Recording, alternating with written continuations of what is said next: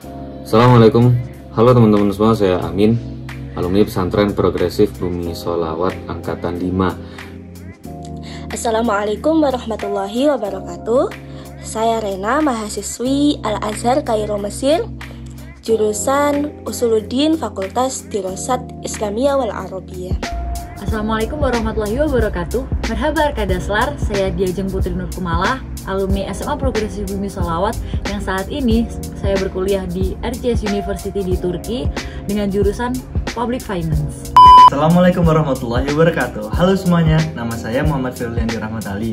Saya alumni Pondok Pesantren Progresif Bumi Sholawat Angkatan ke-6. Sekarang saya sedang menempuh pendidikan di University of Hyogo, jurusan Global Business, Fakultas Ekonomi dan Manajemen. Merhaba Kadaslar, saya Bayhaki Alfarisi dari Angkatan 6 alumni Pesantren Progresif Bumi Sholawat. Saat ini saya kuliah di Erciyes University, jurusan Bioteknologi di Kayseri, Turki. Al-Fakir Robert Abdullah, alumni Angkatan 6 dari Pesantren Progresif Bumi Sholawat. Dalam video ini saya akan menjawab 3 pertanyaan yang saya dapatkan dari Panitia Kampus Expo. Pertanyaan pertama, apakah tahun ini sudah bisa menggunakan rapor SMA? Dan kalau tidak bisa, apakah ada jalur lain? Jadi setelah saya membaca beberapa sumber yang saya dapatkan terkait pendaftaran calon mahasiswa baru Al-Azhar yang tahun lalu, tahun 2022, baik itu beasiswa maupun non-beasiswa, kesimpulan yang saya dapatkan adalah mereka tidak menerima rapor SMA. Yang mereka terima adalah ijazah Madrasah Aliyah Mu'adalah. Nanti saya akan kirimkan beberapa informasi tersebut ke panitia, tolong dicek kembali barangkali saya ada salah baca. Jadi saya akan menjawab pertanyaan yang udah adik-adik isi di Q&A. Ada 3 pertanyaan. Pertanyaan pertama, apakah tahun ini sudah bisa menggunakan rapor SMA? Jawabannya belum. Al-Azhar masih mewajibkan untuk menggunakan ijazah mu'adalah. Dan kalau tidak bisa, apakah ada jalur lain? Kalau ini saya kurang tahu. Informasi selanjutnya akan saya kasih tahu pastinya gimana. Di Turki lebih bebas pergaulannya dibandingkan di Indonesia. Jadi saran aku, kalian pandai-pandai aja mencari teman dalam bergaul, karena di sini banyak sekali hasutan hal yang negatif. Dan jangan sampai kalian kehasut ke dalam hal yang negatif. Nah, di kesempatan kali ini saya akan menjawab pertanyaan-pertanyaan dari kalian mulai dari sekarang. Nah, yang pertama nih, gimana sih cara menjaga perekonomian di Jepang? Sebenarnya sih itu tergantung kepada iman kalian masing-masing ya. Kalian harus punya prinsip-prinsip sebagai seorang muslim yang taat. Misalnya kalau ada teman Jepang kalian yang menawarkan untuk minum bir atau alkohol, baiknya kalian tolak dengan sopan, jelaskan kenapa kalian menolaknya, ceritakan bagaimana budaya kita di Indonesia.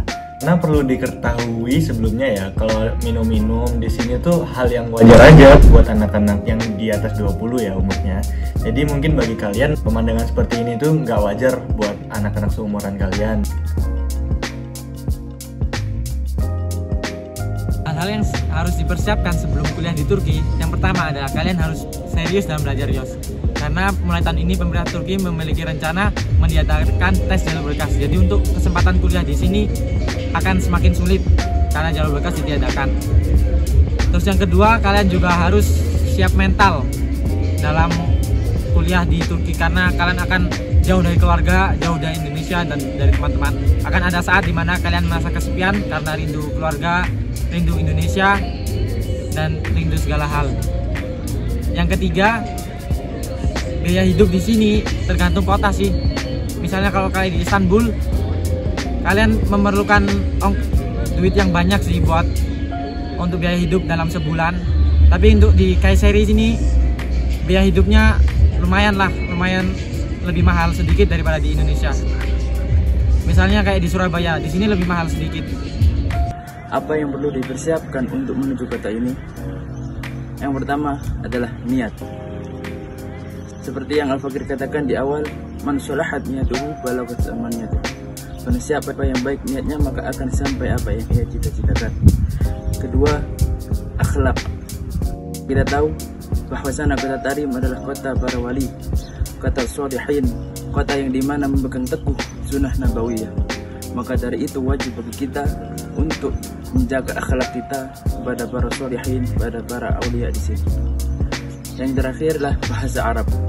Yang seperti kita tahu bahwasanya Yaman adalah negara yang kesehariannya menggunakan bahasa Arab. Maka dari itu wajib bagi kita mengetahui tentang bahasa Arab, dari segi nahwu atau sorof. Untuk apa? Untuk memahami suatu penjelasan dari para masyayikh kita atau para habaib-habaib kita yang ada di sini. Tanya kedua. Nah, untuk pertanyaan kedua nih, gimana cara mendapatkan beasiswa di Jepang? Oh, untuk mendapatkan beasiswa di Jepang ya? Sebenarnya beasiswa di Jepang tuh banyak, melimpah. Kalian cukup daftar aja, cari-cari beasiswa yang sesuai dengan kemampuan kalian. Biasanya banyak kok, kalian tinggal tulis esai sama interview. Nanti kalian setelah interview bakal diseleksi lagi lebih dalam. Beasiswa di sini tuh ada dua tipe ya. Ada yang bisa didapatkan sebelum mendaftar dari kuliah, ada yang bisa didapatkan setelah keterima kuliah di Jepang. Nah, banyaknya tuh yang kedua, setelah kalian keterima kuliah di sini tuh banyak pilihan untuk mendaftar di berbagai beasiswa. Salah satu beasiswa yang paling besar yang bisa didapat sebelum mendaftar kuliah adalah Max dan Metsui Busan. Itu yang di Rompolin. Kalau setelah kalian mendaftar di kuliah di sini, banyak banget sebenarnya. Kalau kalian bisa cari-cari, ada link-linknya di websitenya Jaso. Silahkan cari-cari sendiri. Semangat! Pertanyaan kedua, bagaimana cara mendapat beasiswa di Mesir? Setahu saya ada 3 yang bisa didapat dari Indonesia, yaitu Kemenak dan kuota 10, Kedubes dengan kuota 10 juga, dan PBNU dengan kuota 30. Kalau adik-adik datang ke Mesir nih, ada banyak banget lembaga-lembaga Mesir yang nyediain beasiswa khusus untuk mahasiswa asing. Ada di sini istilahnya ada beasiswa BZ, beasiswa BUUS dan sebagainya. Lalu pertanyaan kedua, budaya apa di sana yang paling berbeda dari Indonesia? Setiap negara pasti memiliki budaya masing-masing. Indonesia punya budaya sendiri, Mesir punya budaya sendiri. Menurut saya yang paling mencolok kalau yang berbeda itu ini, cara mereka menghormati orang lain, terutama menghormati orang yang lebih tua.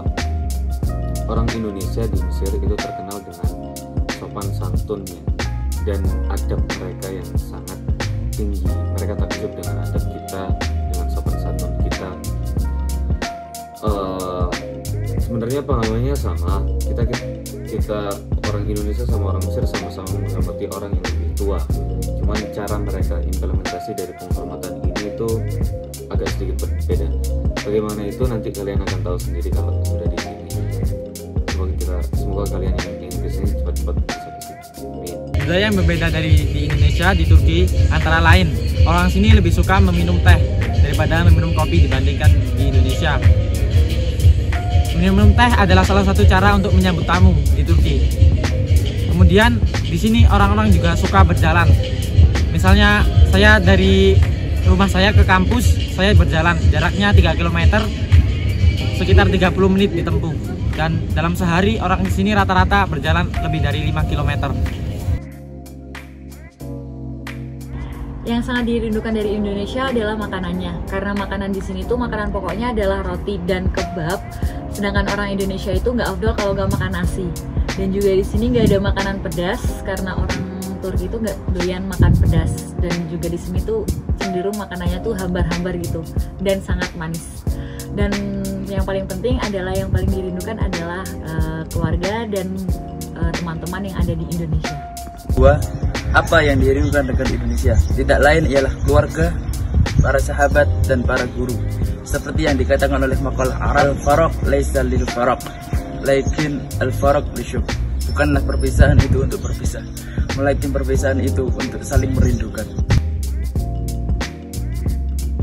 Satu kata motivasi buat adik-adik, menurut saya cukup motivasi dari guru-guru kita semua, Kiai Agus Salim Masyuri, Gus Arya, Gus Balia, Gus Syekhul, dan dawu-dawu ulama di kitab-kitab yang kalian baca, kayak Adabul Alim Al Muta'alim punyanya Hadratus Syekh Hasyim Al Asy'ari, dan taklim yang kalian baca itu kalau kalian terapkan semua, insya Allah bisa mengubah hidup kalian ke taraf yang lebih baik. Satu kata motivasi buat adik-adik, saya kutip dari kalam Syekh Sihawi, salah satu ulama besar di Mesir.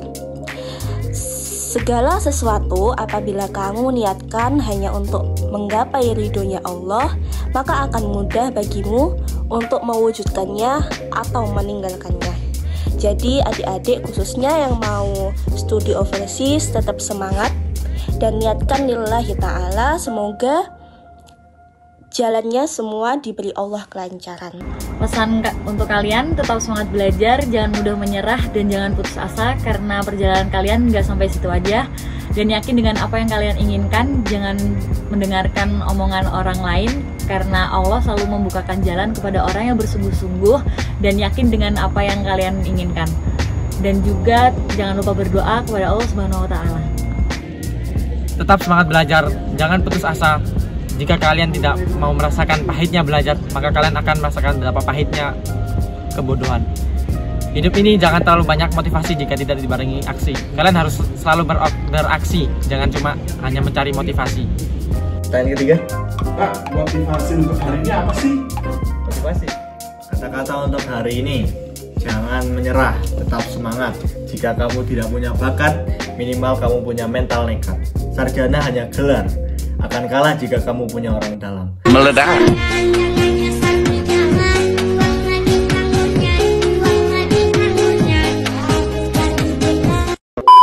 Ya, intinya jangan minder ya sama anak-anak di luar sana. Meskipun kalian di pondok nggak dibolehin pegang HP atau laptop, kalian masih bisa kok bersaing sama yang lain. Terakhir dari Al-Fakir, tapi anal ilm bijid laisa bijad. Ingat, ilmu itu dengan perjuangan, bukan dengan keturunan. Mungkin ini yang Fakir sampaikan, kurang lebihnya minta maaf. Jazakumullah khairan jazak. Wassalamualaikum.